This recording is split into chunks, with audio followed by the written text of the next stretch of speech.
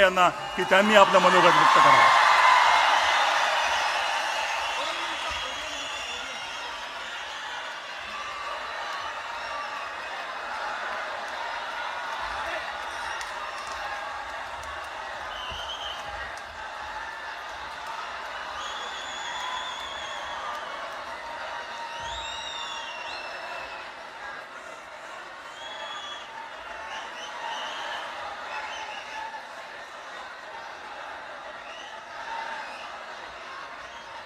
Check.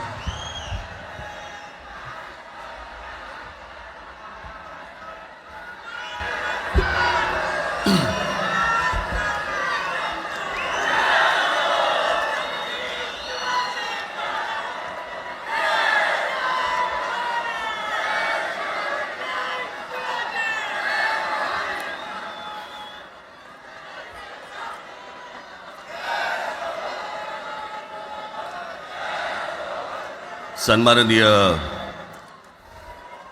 Uddhav Thackeray,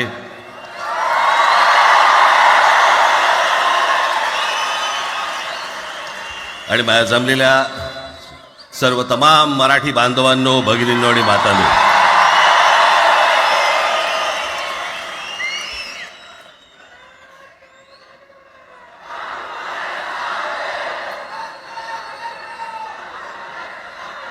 खरं तर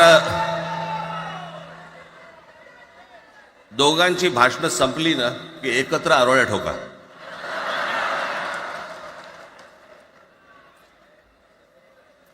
खरं तर आज मोर्चा निघायला पाहिजे होता.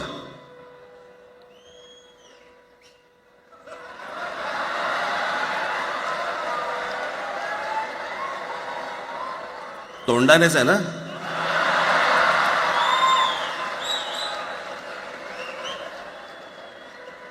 बस बस मोर्चा खरं तर निघायला पाहिजे होता.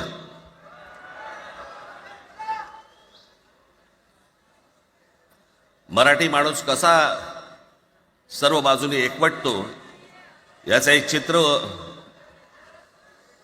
मोठ्या प्रमाणावरती उभं राहिलं असतं.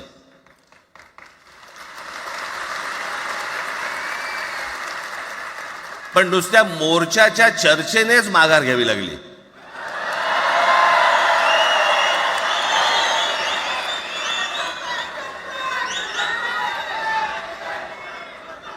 खरं तर आजचाही मेळावा हा खरं तर शिवतीर्थावरती मैदानात व्हायला पाहिजे होता.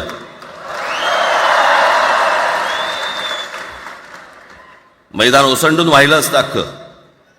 पण पाऊस आहे, पावसामध्ये सगळ्या ठिकाणी अशा प्रकारचे काही जागा मिळत नाहीत फारशा मुंबईमध्ये, आणि म्हणून आज तुम्हाला सर्वांना इथे यावं लागलं. मी बाहेर जे उभे आहेत त्यांची मी दिलगिरी व्यक्त करतो की त्यांना आतमध्ये येता नाही आलं, परंतु आता काही स्क्रीनवरती आटपा.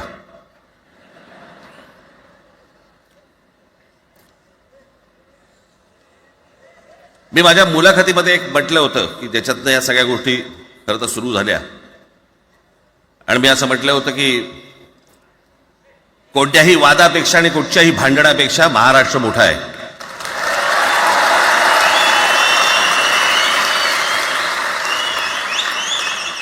आज जवळपास 20 वर्षानंतर मी आणि उद्धव आम्ही एका व्यासपीठावरती आज येतो आहोत.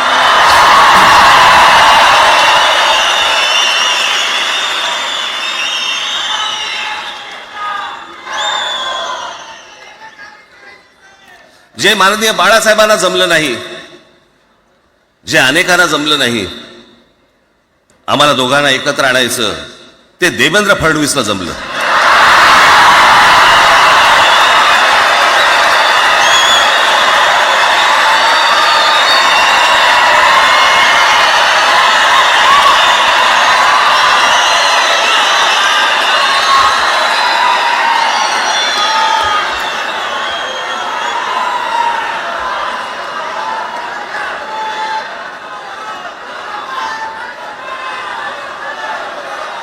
आता बऱ्याच सगळे चॅनल्सचे सगळे कॅमेरे तिकडे लागलेत, इकडे लागले, इकडे लागलेत.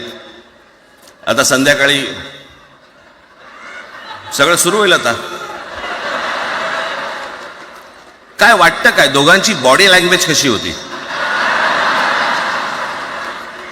कोणी कमी हसलं का, कोणी जास्ती हसलं का, कोणी बोलतायत का? आपल्याकडे मूळ विषय सोडून इतर गोष्टींमध्येच फार रस असतो अनेकांना. खरं तर आजचा हा मेळावा, मोर्चालाही तीच घोषणा होती, आजच्या मेळाव्यालाही तीच घोषणा आहे की कुठचाही झेंडा नाही, मराठी हाच अजेंडा.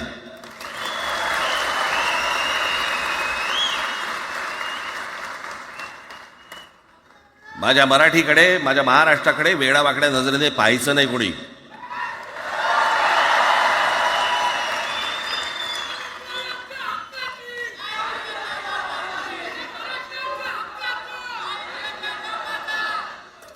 ठरलं ना आपलं, सगळ्यात शेवटी द्यायच्या घोषणा. बसा, शांत बसा. खरं तर हा प्रश्नच अनाठाई होता, काही गरजच नव्हती.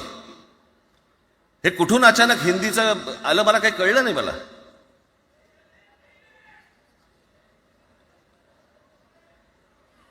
आणि हिंदी कशासाठी? हिंदी कोणासाठी? हिंदी त्या लहान लहान मुलांवरती जबरदस्ती करताय तुम्ही.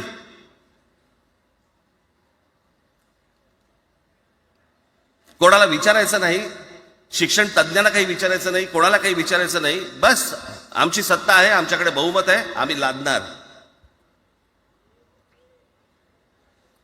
तुमच्या हातात सत्ता असेल ती विधान भवनात,